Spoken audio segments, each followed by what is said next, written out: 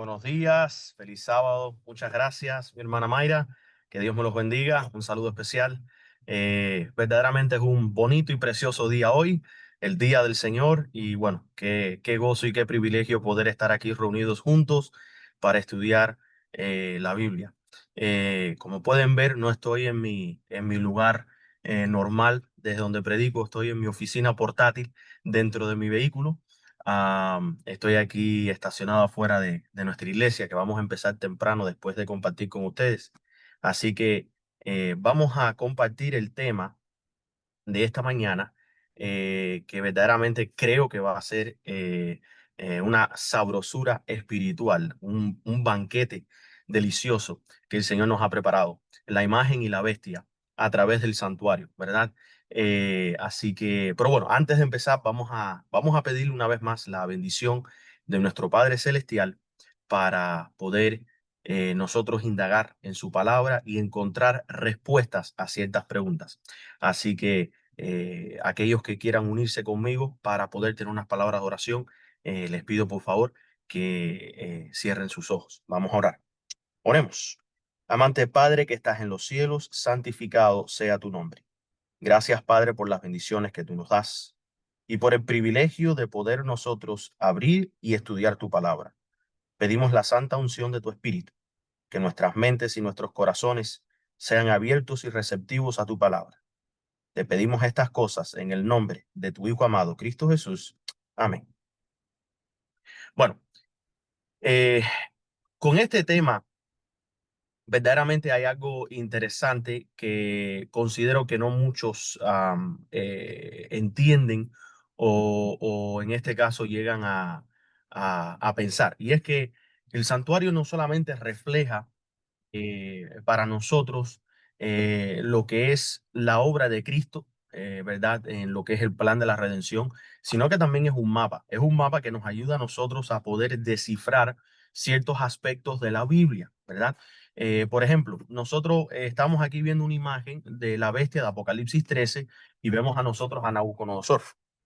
Dos fueron hechos bestias. El primero era un hombre, se hizo bestia, prácticamente literalmente en el sentido de la palabra, y la de Apocalipsis 13 vemos que se hace bestia o fue hecho bestia cuando estos poderes se unen con ciertos principios tratando de llegar hacia un propósito o un fin que es todo lo contrario a Dios.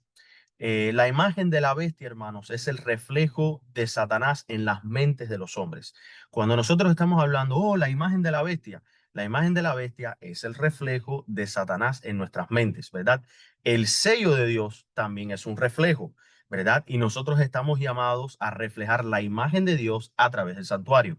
Por eso es que vemos que los 144,000 tienen el nombre del Padre en su frente, porque ¿cuál es la imagen que ellos están reflejando? El carácter de Dios. Entonces, recordemos siempre el versículo clave para esta serie que está en Éxodo 25:8, y haré un santuario para mí y habitaré en medio de ellos. Cuando nosotros estamos hablando de santuario, hablamos de templo. Cuando hablamos de templo, estamos hablando de un lugar donde habita la presencia de Dios. Y Dios está diciendo esto exactamente cuando Él dice que Él va a crear un santuario, un espacio, un templo, un edificio, un cuerpo, y Él va a habitar en medio de esto, ¿verdad? Ahora, el versículo de hoy que vamos a estar analizando en contraste con el Antiguo Testamento está en Romanos capítulo 8, versículo 29. Dice la palabra de Dios, porque a los que antes conoció, también los predestinó para que fuesen hechos conformes a la imagen de su Hijo, para que Él sea el primogénito entre muchos hermanos. Si nosotros notamos con el versículo anterior, en Éxodo 25, estamos viendo exactamente a lo que Pablo está haciendo referencia. Esta es la predestinación que fue hecho conforme a la imagen de Cristo, el santuario, para que Dios pudiera habitar en medio de nosotros. Satanás quiere hacer y lograr lo mismo. Él quiere trastornar la imagen de Dios que debe de estar en el hombre. ¿Cómo es que él la trastorna? Miremos. En Daniel capítulo 4, versículo 33, en la versión contemporánea, la Reina Valera es la que más se asemeja a la Reina Valera Gómez, dice, en ese mismo instante se cumplió esta sentencia sobre Nabucodonosor. ¿Cuál fue la sentencia? Y este fue expulsado de entre los hombres y se alimentaba de hierba como los bueyes, uno, y su cuerpo se empapaba con el rocío del cielo, dos, hasta que el pelo le creció como plumas de águila y las uñas como las garras de las aves, tres. Vemos nosotros que verdaderamente fue trastornado, fue cambiado Nabucodonosor. Y obviamente sabemos que esto fue el poder de Dios, no fue el poder de Satanás lo que hizo que Nabucodonosor se convirtiera en una bestia. Pero si nosotros notamos, él fue echado de entre los hombres, ya él no iba a reflejar la imagen física y la imagen, en este caso, por sí decir, mental o la imagen vamos a decirle que es por dentro, ¿verdad? Que normalmente tiene un hombre, que es la lógica, el sentido común, el pensamiento, el razonamiento. Estas dos cosas, tanto lo externo como lo interno, la imagen interna es la palabra, ahí está. La imagen interna, tanto como la imagen externa, fue trastornada. Y nosotros vemos que se alimentaba como un animal, vemos nosotros que su cuerpo ahora estaba expuesto al medio ambiente, como lo están los animales, y vemos que también empieza ahora a tener rasgos de animal, como plumas de águila y las uñas de garras de aves. ¿Ok?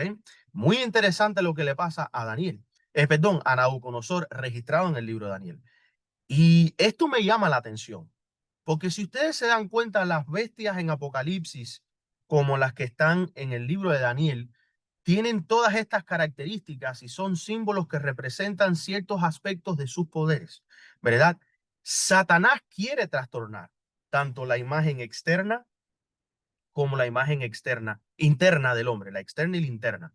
Vamos a aplicar ahora el texto para nosotros poder entender el Evangelio, ¿ok? Y va a estar interesante lo que vamos a estar estudiando con Romanos 8:29, que es prácticamente el texto central que vamos a usar en este tema de hoy para explicar el Evangelio con un solo texto como lo hemos estado haciendo.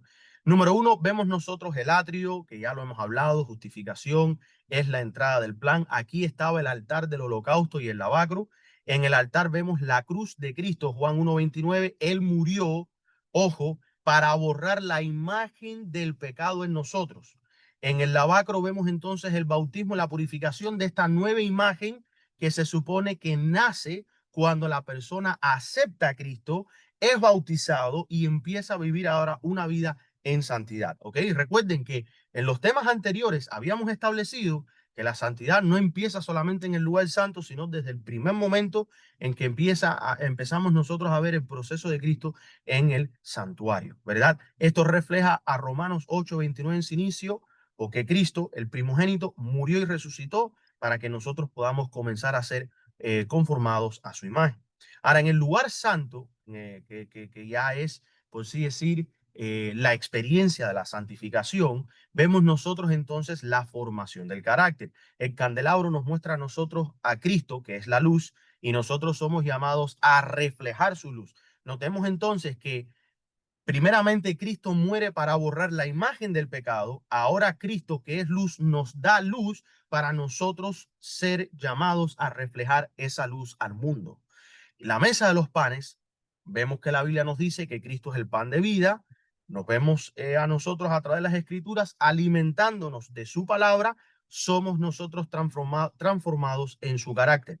Cuando nosotros nos alimentamos de Cristo, recibimos a Cristo, y nosotros empezamos a ver entonces verdaderamente este cambio que sucede dentro de nuestras vidas, ¿verdad? Muy interesante. Ok, ahora, ¿qué es lo último que nos queda en el lugar santo? El altar de incienso. Dentro del lugar santo, el altar de incienso, Cristo es nuestro intercesor. No solamente muere para eliminar la imagen de pecado, no solamente somos bautizados para recibir su espíritu y ser transformados, no solamente estamos frente a su presencia cuando llegamos al candelabro, que Cristo es la luz, somos llamados también a reflejar esa luz. No solamente también estamos llamados a alimentarnos de Cristo, ahora vemos nosotros que tenemos que tener comunicación constante con Cristo, ¿verdad? Cristo es nuestro intercesor en la oración constante, nuestra mente se une a la suya. Y hay algo interesante, si regresamos a Romanos 8:29, dice, a lo que antes conoció también los predestinó.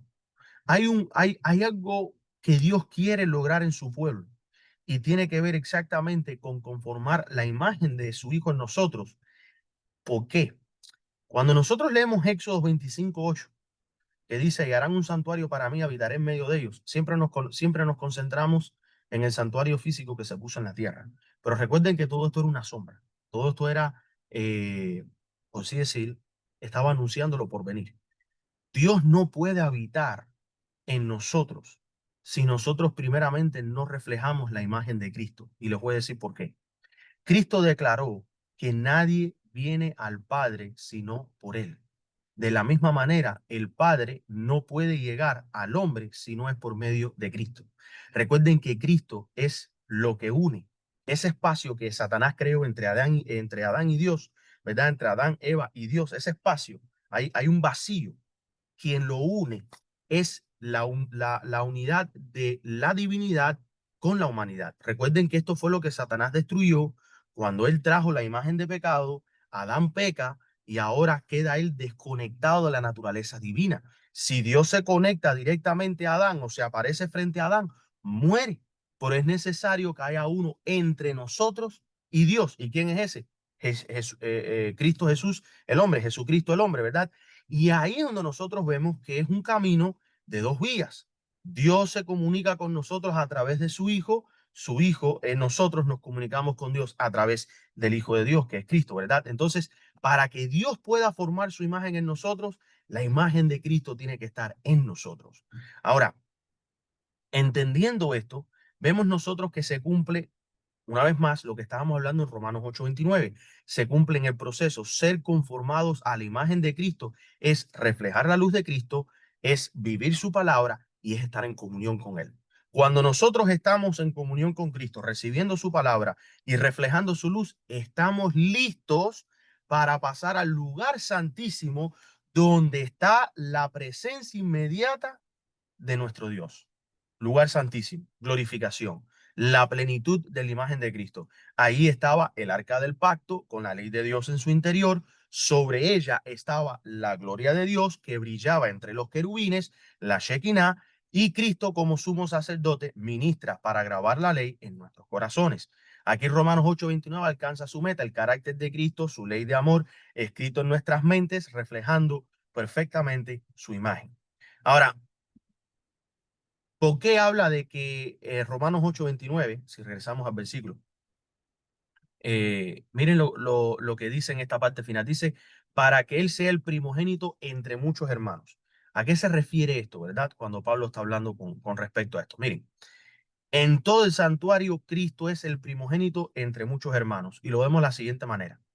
En el atrio, Él es el primogénito que muere por nosotros. Él es quien toma nuestra condenación.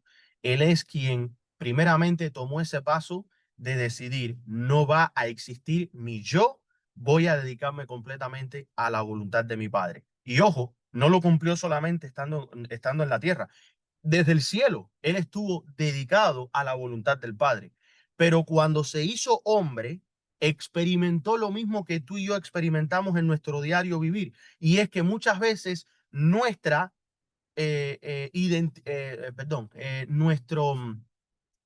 yo, nuestros pensamientos, nuestras ideas, muchas veces están en contra o no van de acuerdo a la voluntad de Dios. Nuestra voluntad está en conflicto con la voluntad de Dios. Y Cristo experimentó esto. Él mismo lo declaró cuando él estaba allá en el Getsemaní, que estaba sufriendo, estaba orando. Su cuerpo no quería pasar por la cruz. Y él oró 3 veces. Y la tercera vez él le dice, Padre, que se cumpla tu voluntad, espacio, no mi voluntad. Entonces, en el atrio, ¿verdad? Que vemos ahí, el altar de sacrificio y el lavacro, vemos nosotros que se cumple la primera parte del aspecto de ser este primogénito, aunque la palabra original en inglés es engendrado, pero ahora nos estamos refiriendo al primero en todo, ¿verdad? Y es que Cristo muere por nosotros. Él literalmente no dejó que su yo, que su voluntad se interpusiera con la voluntad del Padre, dándonos a nosotros ahora la ventaja de nosotros poder experimentar esto mismo. Vemos nosotros entonces en el lugar santo, Él es primogénito que camina con nosotros en la luz, en la palabra y en la oración. Él fue el primero que a través de todo lo que nosotros vemos en las Sagradas Escrituras empieza a cumplirse.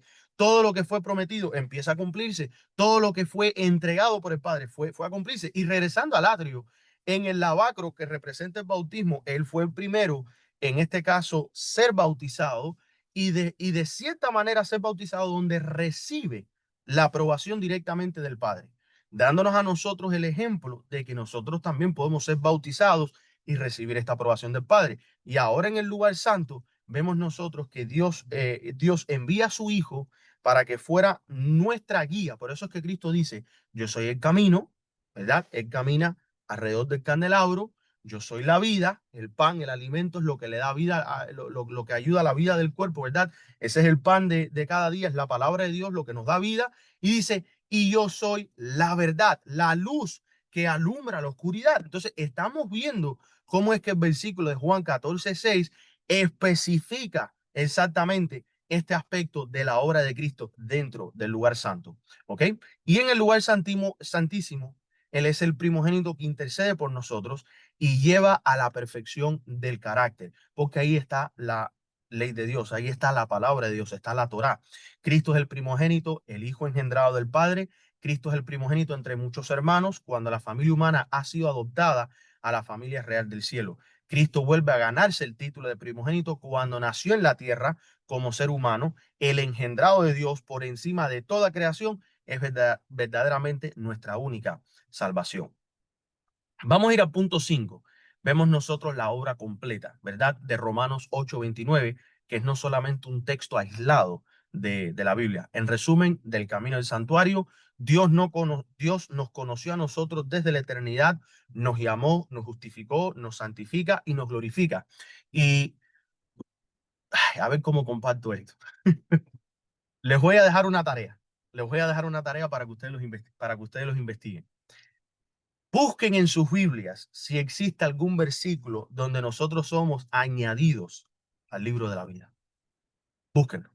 Van a encontrar versículos donde podemos ser extirpados o quitados del libro de la vida. Van a haber versículos donde habrán personas que serán borrados del libro de la vida. Verán un versículo, y está por Apocalipsis, donde especifica que ciertos nombres no han estado en el libro de la vida, ¿ok?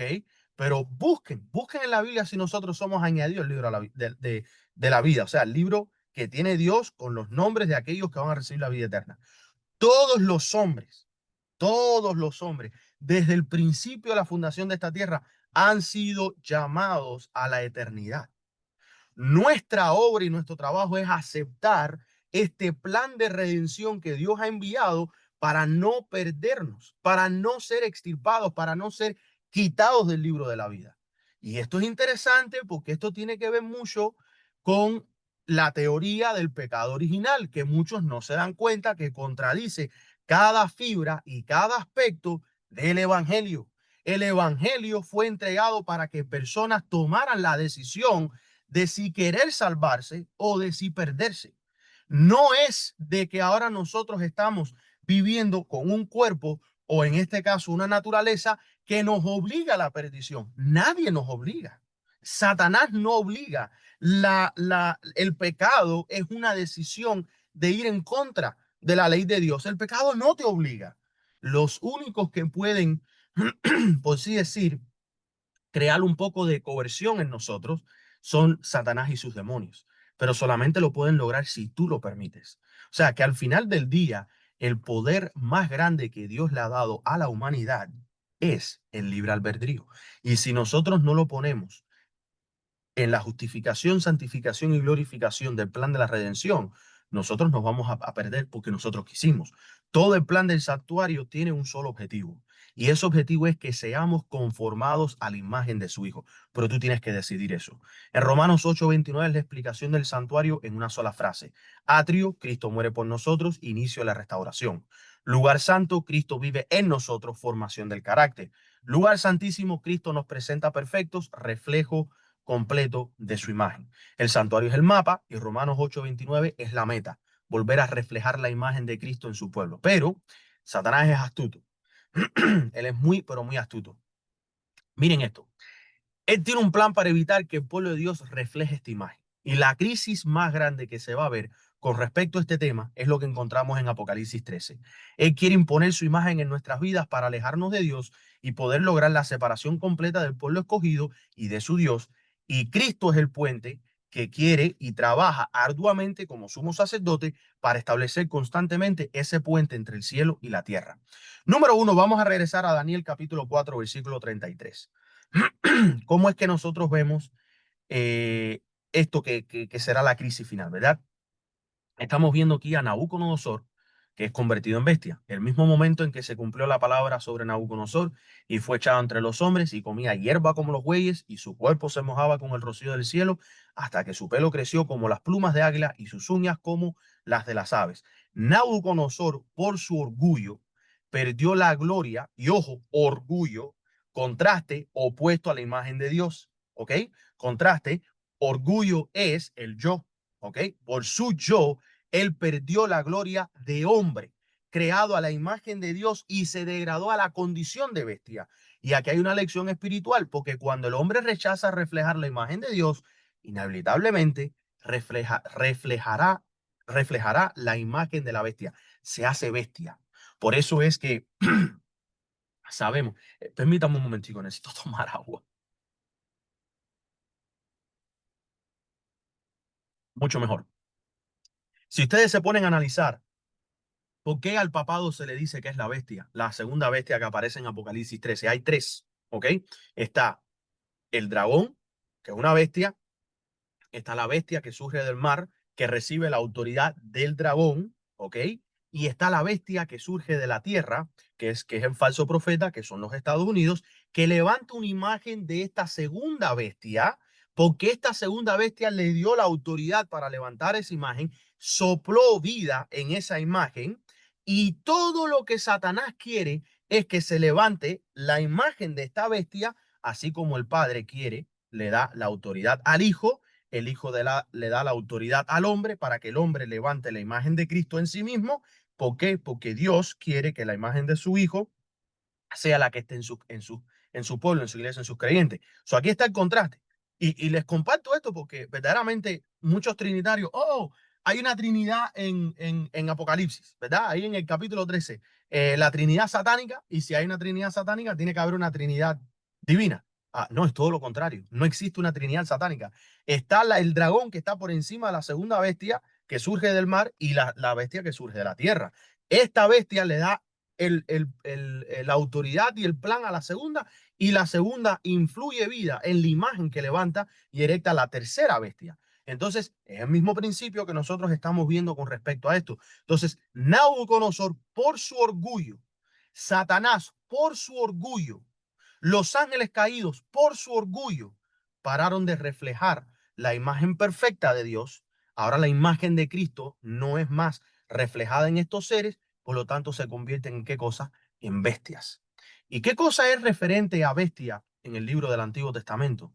Es un ser vivo, pero que no tiene, en este caso, conciencia, no tiene sentido común, no tiene lógica, no tiene inteligencia, prácticamente vive y existe para complacer sus necesidades fisiológicas y, en el caso del hombre, cuando se hace una bestia, sus necesidades carnales. Y ese es el problema, que las personas no notan, que creen en la palabra, estudian la palabra, dicen, no, yo nunca voy a guardar el domingo, yo nunca voy a crear la Trinidad, pero estás viviendo de acuerdo a la imagen de Satanás. Estás viviendo para complacer los sentidos carnales y los sentidos fisiológicos. Eso es lo único que piensas. Eso es lo único en lo que te concentras. Es en las cosas carnales en vez de las cosas espirituales. Entonces, hermanos, cuando el hombre rechaza reflejar la imagen de Dios, inevitablemente reflejará la imagen de la bestia. Vemos nosotros la imagen de la bestia en Apocalipsis 13. Vamos a analizar los versículos 14 y 15 del capítulo 13. Y engaña a los moradores de la tierra, diciendo a los moradores de la tierra que hagan imagen a la bestia, y se le permitió infundir aliento a la imagen de la bestia para que la imagen hablase y hiciese matar a todo aquel que no la adorase. vemos nosotros ahora que el reflejo de la imagen tiene que ver con la crisis de adoración. Si tú tienes la imagen de Cristo, oh, Cristo le dijo a la samaritana, los que adoradores de mi Padre lo adoran en espíritu y en verdad. Y es interesante que 2 Corintios nos dice que el Señor es el espíritu y quién es la verdad es Cristo. Entonces tenemos que reflejar dos aspectos del carácter de Cristo para verdaderamente estar en adoración al Padre. Número uno, el aspecto espiritual. El aspecto espiritual. Las cosas espirituales se disciernen espiritualmente. Las cosas de la carne, el hombre las percibe carnalmente, pero el hombre espiritual discierne espiritualmente. Tenemos que conectarnos con esa naturaleza divina que es el Espíritu de Dios que puede habitar en nosotros mediante su palabra, mediante la experiencia, mediante su voz, mediante su influencia, su poder en nosotros, que nos conlleva a discernir las cosas espiritualmente y que es la verdad. La verdad es tu palabra. Dice, santifícalos en tu verdad. Tu palabra es la verdad. Entonces, hermanos, estamos viendo estas dos cosas y ahora se nos va verdaderamente a abrir un poco más la mente con este tema con respecto a la adoración. ¿Qué cosa es adoración en espíritu y en verdad? Ustedes han analizado, ustedes han analizado que Cristo quiere habitar en nuestros corazones para implantar su palabra y ahora nosotros convertirnos también, en este caso, en una fuente de agua viva. Y eso lo dice la hermana White. Cristo es el agua viva. Y si nosotros tomamos de esta agua viva, que es un agua inagotable, también nos podemos convertir en fuentes de agua viva. Satanás es todo lo contrario. La fuente de su imagen es la muerte. Él lo que quiere lograr es la perdición de los hombres, que los hombres no tengan chance ni oportunidad, ¿verdad? Vamos a remover la palabra chance, la palabra oportunidad. No quiere que tengan la oportunidad de arrepentirse. La imagen de la bestia no es una estatua literal, como algunos creen de Apocalipsis 13, sino un sistema de carácter y autoridad. Así como Nabucodonosor fue transformado a la imagen de una bestia, el mundo será transformado a la imagen del poder bestial. El resultado, el hombre recibirá su marca, su nombre o su número, mostrando a quién adora y a quién pertenece. Y mucho de esto, hermanos, tiene que ver con falsas doctrinas, específicamente la doctrina de la Trinidad. ¿Por qué? Porque ahí es donde nosotros podemos entender que trastorna la imagen de Dios, trae un usurpador tomando la posición de una posición que ni siquiera existe y ahora trastorna por completo toda la relación que existe en la Biblia con respecto al Padre y al Hijo. O sea, en otras palabras, consideramos que verdaderamente la Trinidad es parte de esta marca de la bestia. Vemos nosotros que el domingo es el día, la Trinidad es la razón por la adoración y nosotros entendemos que el método que se usa no es el método del libre albedrío, sino la coerción. O lo haces o mueres. Ahora, número 3, vemos nosotros la adoración y crisis final. La adoración verdadera es reflejar la imagen de Cristo. ¿Y cómo nosotros podemos reflejar la imagen de Cristo? Obedeciendo a Dios y su ley. Romanos 8:29, 2 Corintios 3:18, que somos transformados de gloria en gloria. Y yo no sé si ustedes han analizado, a ver cómo digo esto, no sé si ustedes han analizado que, no sé cómo fue que eso pasó, no sé si ustedes han analizado que hay una forma de nosotros entender esto. Cuando nosotros hablamos de que el Señor es el Espíritu y donde está el Espíritu, ahí hay libertad. Es libertad para tú decidir a quién tú vas a adorar, tú decidir a quién tú vas a reflejar. Cuando tú decides recibir a Cristo, entonces se cumple el 18, que de en gloria somos transformados hasta nosotros poder, en este caso, reflejar la imagen de Dios. ¿Por qué la Trinidad no refleja la imagen de Dios? Y esto va a ser súper sencillo de entender.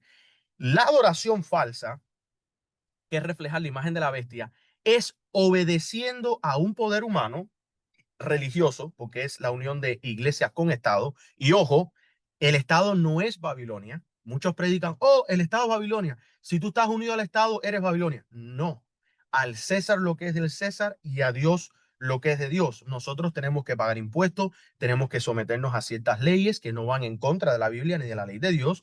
y nosotros tenemos que vivir una vida de acuerdo a las reglas de tránsito y de diferentes cosas que funcionan en el mundo. El Estado, cuando la iglesia viene al Estado y le dice al Estado, queremos que tú obligues estos puntos religiosos, y el Estado ahora se somete a empujar estos puntos religiosos, entonces se hace Babilonia, se hace parte de esa confusión. Pero la Babilonia es un sistema de doctrina falsa, de confusión mental. Entonces, cuando la adoración falsa, que refleja la imagen de la bestia, vemos nosotros que es obedecer a un poder humano religioso que usurpará la autoridad de Dios, vamos a nosotros darnos cuenta cómo es que la Trinidad encaja perfectamente. Desde el tiempo de los pioneros, y esto lo hemos hablado, fue el primer tema que prediqué en toda mi vida abiertamente en contra de la Trinidad, y lo hice al lado de mi buen amigo y mi buen hermano, el pastor Carlos Cabello, y recientemente que estuvo acá en Estados Unidos, volvimos a hacer una segunda parte. Es que la Trinidad es para enforzar la adoración del domingo, y la adoración del domingo es para enforzar esta doctrina llamada Trinidad.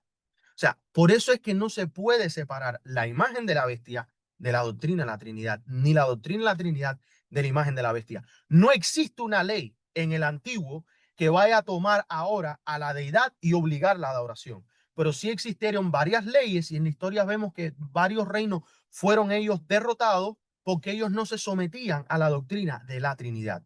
Por eso es que en este segundo último tema que tuve con el hermano Carlos Acabello en junio, lo titulamos Trinidad y muerte. El primero era Trinidad o muerte, ¿verdad? Es hacerte la Trinidad o te mueres. Pero en el segundo tema estábamos explorando que la Trinidad te trae muerte como sea. Si tú crees en la Trinidad, muerte eterna. No hay vida eterna que tú puedas obtener al creer en la Trinidad. Y si tú no crees en la Trinidad, también te da muerte, porque ellos mismos están dispuestos a cortarte la cabeza por tú no someterte, ¿verdad? Entonces, la marca de la bestia no es solo un sello externo, no es una cosa mística, no es una cosa que no ha sido apropiadamente definida, aunque considero que la hermana White tiene razón al decir que la marca de la bestia aún está por ser definida al 100%, y yo no la estoy definiendo al 100%, solamente les estoy haciendo conexión, ¿ok? Porque la marca de la bestia es la señal de obediencia a otro señor. Ese es el problema de Ezequiel 8. Cuando nosotros vemos que los que estaban dentro del santuario estaban adorando a otro señor. Baal significa señor en hebreo. Ellos estaban adorando a otro señor. Si tú vas al Antiguo Testamento, ellos estaban adorando al Señor. Ellos se postraban frente al Señor. ¿Pero cuál Señor? ¿Quién era ese Señor? No es Cristo, es distinto a Cristo. Sería una crisis de adoración lo que vamos nosotros a estar enfrentando, porque la pregunta central será, ¿a quién reflejas? ¿A Cristo o a la bestia?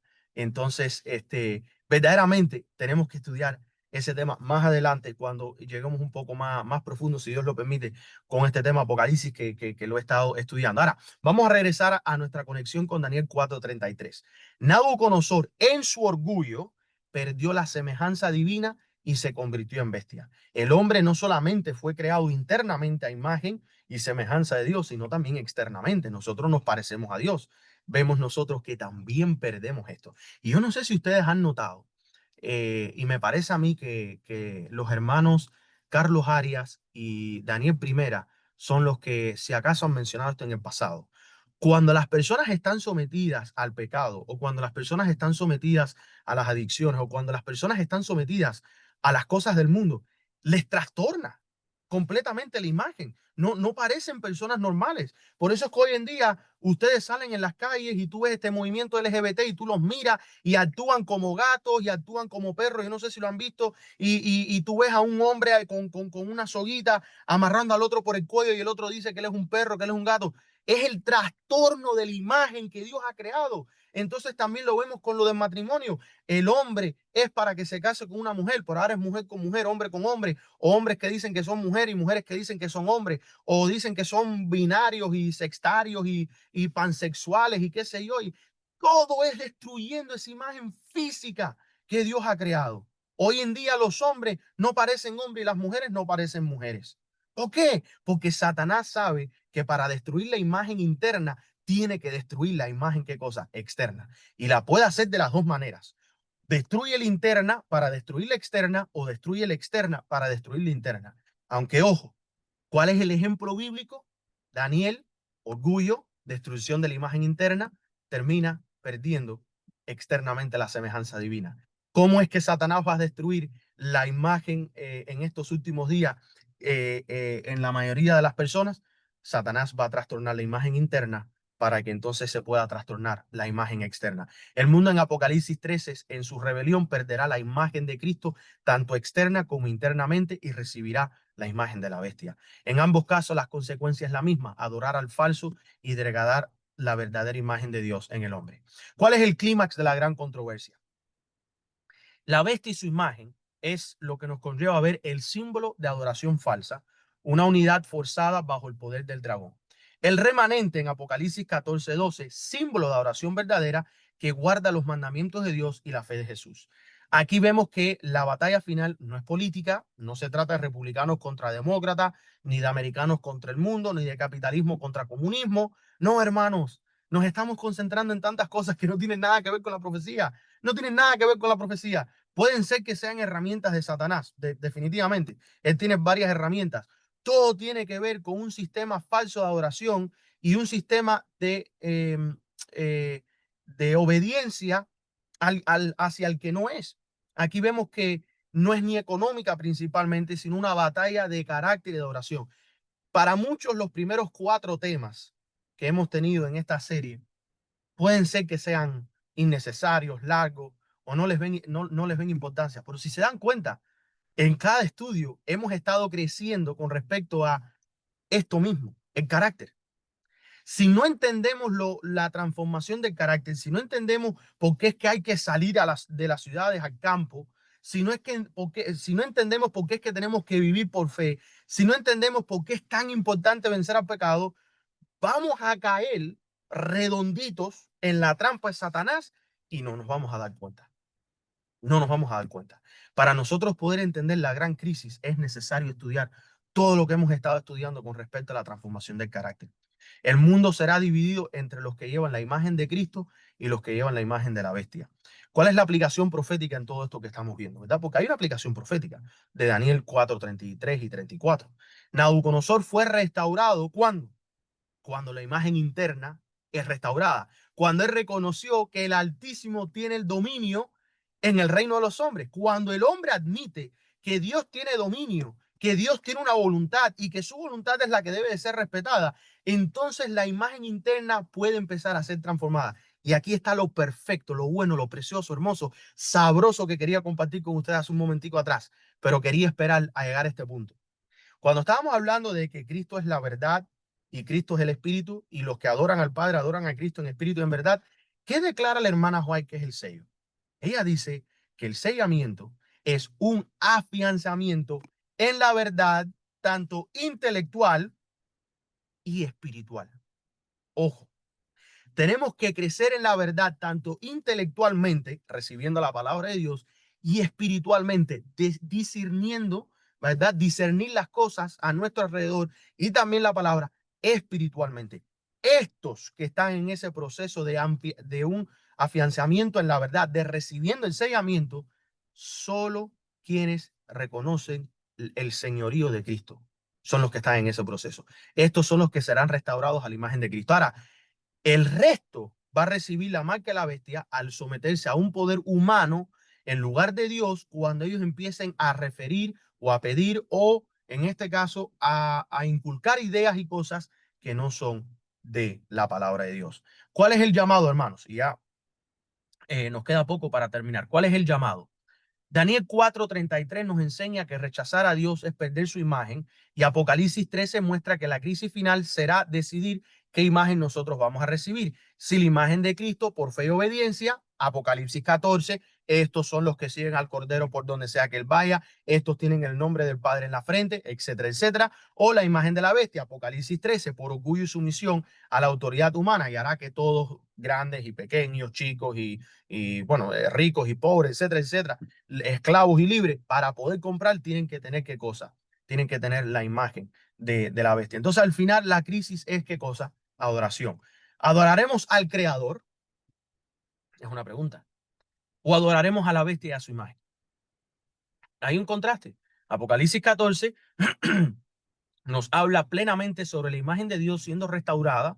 Por eso es que el mensaje de los tres ángeles empieza primeramente con el temor a Jehová y termina con el versículo 12, donde vemos que se le declara al profeta: he aquí está la paciencia de los santos, ¿verdad? Los que guardan los mandamientos de Dios y tienen la fe de Jesús, están reflejando la imagen de Cristo. Entonces, ahora vamos a profundizar en el análisis dos imágenes en este conflicto. En Apocalipsis el mundo se divide en dos grupos: los que adoran a la imagen de la bestia y se hacen parte de esta imagen al reflejarla, y los que son sellados en la imagen de Dios en sus frentes y se hacen parte al reflejar a Dios. ¿Cómo se forma esa imagen en nosotros? ¿Cómo evitar nosotros reflejar esta imagen del enemigo? Bueno, el santuario es el plan de Dios para restaurar su imagen en el ser humano. Vemos nosotros que en el modelo del santuario, la restauración del hombre interior, el santuario no es solamente un templo físico como lo fue en el Antiguo Testamento, es un camino de transformación, es un mapa, un GPS, una representación del carácter de Cristo que debe formarse en nosotros. Gálatas 4:19 nos dice: hijitos míos, por quienes vuelvo a sufrir dolores de parto hasta que Cristo sea formado en ustedes. Cristo le declaró a Nicodemo que para nosotros poder entrar al reino de los cielos es necesario nacer de nuevo. Tenemos que ser una nueva criatura, por una nueva criatura en Cristo Jesús. El altar de sacrificio, como estábamos diciendo al principio, explicando Romanos 8:29, hermanos, es la muerte al yo. Si queremos que la imagen de Cristo esté en nosotros, si queremos estar en toda posición, en toda posición de la imagen de la bestia, tenemos que morir al yo, ¿ok? Dice Filipenses 2:8, y hallándose en la condición de hombre, Cristo se humilló a sí mismo, haciéndose obediente hasta la muerte. Eso es un versículo que es la pura definición de morir al yo, ¿verdad? El yo queda completamente eliminado. Representa el inicio de la conversión, morir al pecado. Contrasta con Caín, que ofreció sin obediencia, estaba en modo bestia. Vamos a ponerle de ahora en adelante ese lenguaje, ¿verdad? Cuando alguien está haciendo de acuerdo a sus principios, a sus concupiscencias, está en modo bestia, no está siguiendo la imagen. Cristo fue el cordero, no la bestia. Nos llama a sacrificar el yo, ¿verdad? El yo es la base por la cual Satanás se levanta el modo bestia o la imagen de la bestia en nosotros: desobediencia, odio, persecución, coerción, acusación de los hermanos, etcétera. No obstante, aquel que sacrifica al yo no termina el proceso, sino lo empieza. El próximo paso viene ahora, que es el lavacro, donde está la justificación que conlleva la purificación y renacimiento. Dice que nos salvó por el lavamiento de la regeneración y por la renovación en el Espíritu Santo. Entonces el lavacro representa la limpieza de mente y de corazón, ya que estás empezando ese proceso, ¿verdad? Y el bautismo de agua y espíritu. El hombre natural, animal, debe ser crucificado, morir al yo y ahora ser transformado, nacer de nuevo del agua y del espíritu para ser una nueva criatura. Mesa de los panes, ya entramos al lugar santo. La justificación que santifica a través de la palabra que sustenta. No solo de pan vivirá el hombre, sino de toda palabra que sale de la boca de Jehová. La doctrina pura frente a enseñanzas corruptas babilónicas, y la imagen de la bestia se forma con mentira, la imagen de Dios con verdad. Por eso que aquellos que adoran a Padre en espíritu y en verdad adoran al Padre a través de las Sagradas Escrituras, de aceptar, creer, vivir, recibir su palabra, mientras que es todo lo contrario de Satanás. Por eso es que también volvemos de nuevo al punto de la Trinidad. Si la Trinidad no está en la Biblia y tú la estás enfatizando, la estás predicando, y para colmo ahora estamos dispuestos a perseguir a aquellos que no la reciben, automáticamente se convierte en parte de la imagen o de la marca de la bestia. Candelabro, vemos nosotros que está la justificación impartida que llena de luz, espíritu y testimonio. Vosotros sois la luz del mundo, nos dice la Biblia. Las siete lámparas son los siete espíritus de Dios que representan las siete iglesias. Las siete iglesias están compuestas por los miembros del cuerpo de Cristo. ¿Quién es la iglesia? El cuerpo de Cristo. ¿Y quién compone la iglesia? Tú y yo, ¿verdad? El carácter transformado tiene que comenzar a brillar. Si no está comenzando a brillar, ¿qué dice Isaías capítulo 8? Que si la persona no cree, si la persona no lo predica, si la persona no lo presenta, si no lo entiende, es porque no les ha amanecido, no han recibido la luz.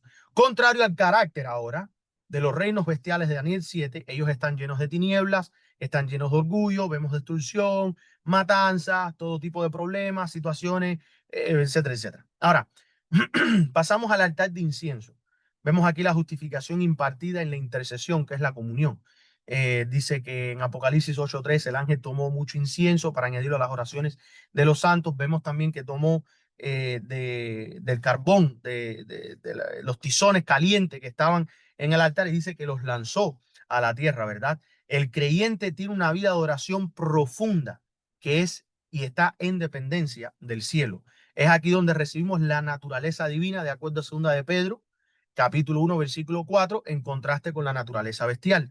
Y Hebreos 10:16 nos ayuda a entender cuando entramos al arca del pacto, lo que también habla 2 de Pedro a recibir la naturaleza divina, es que Dios pone en nosotros sus leyes y en nuestras mentes las escribe. Nosotros ahora, al ser obedientes y participar de este poder que Dios nos da, que es poner en nosotros el querer como el hacer para su buena voluntad, entonces nos hacemos nosotros participantes de su naturaleza divina. Nosotros entonces reflejamos la imagen de Dios. Dice que aquí se revela el clímax, un pueblo sellado, santo, obediente. Mientras el mundo adora la imagen de la bestia y su ley dominical, el pueblo de Dios guarda los mandamientos del Altísimo. Eh, bueno, vamos a dejar ya esta parte de la imagen de la bestia versus el sello de Dios para lo que sería nuestro próximo estudio. Espero que con lo que hemos estado hablando hoy nos vaya a preparar para entender exactamente cómo es que va a venir esta crisis y cómo es que podemos enfrentarla. Pero verdaderamente, para poder nosotros enfrentar esta crisis, hermanos, tenemos que empezar a prepararnos desde hoy, desde ahora, a reflejar la imagen de Cristo para nosotros poder recibir el sello del Padre en nuestras frentes. Fíjense ustedes que en Marcos capítulo 2, versículo 21, dice Cristo que el Hijo del Hombre es el Señor del sábado. Y la Biblia nos dice que el sábado también ha sido escogido como señal para el pueblo de Dios. ¿Ustedes han analizado que el sábado tiene conexión con Cristo y verdaderamente no se puede guardar el día de reposo sin Cristo? Los judíos guardan el sábado, pero guardan el sábado en la carne, guardan el sábado carnal, no el sábado espiritual. Y el sábado, hoy, este día especial, tiene que ser guardado y tiene que haber discernimiento espiritual. Lo mismo sucede con cada aspecto de nuestras vidas. Si nosotros nada más estamos viendo el lado físico, el lado carnal de las cosas y no estamos viendo el lado espiritual, no estamos viendo las bendiciones que Dios quiere traernos, porque lo único que vemos son los problemas y las cosas y lo que el hombre presenta y lo que el hombre enseña, vamos a estar en problemas. Tenemos que ser transformados a la imagen de Cristo, tenemos que reflejar a Cristo. Así que espero que el estudio les ayude, los anime a seguir adelante. Los quiero y los aprecio mucho en el Señor. Vamos a terminar con unas palabras de oración. Oremos. Amante Padre que estás en los cielos, santificado sea tu nombre. Gracias, Padre, por todas las bendiciones que tú nos das y al entender que es tu voluntad, Padre, que nosotros reflejemos la imagen de tu Hijo Cristo Jesús. Tú quieres, Padre, compartir con nosotros el poder de tu naturaleza divina, de tu poder, de tu presencia, de tu espíritu en nosotros. Y nosotros, Padre, estamos dispuestos a recibirlos. Danos entendimiento, sabiduría para nosotros poder ser partícipes de la naturaleza divina, poder vencer al pecado y reflejar la imagen preciosa y hermosa de tu Hijo amado Cristo Jesús. Estamos pidiendo estas cosas no porque hay méritos en nosotros, sino por los méritos de tu Hijo amado. En el nombre de Jesús. Amén y amén.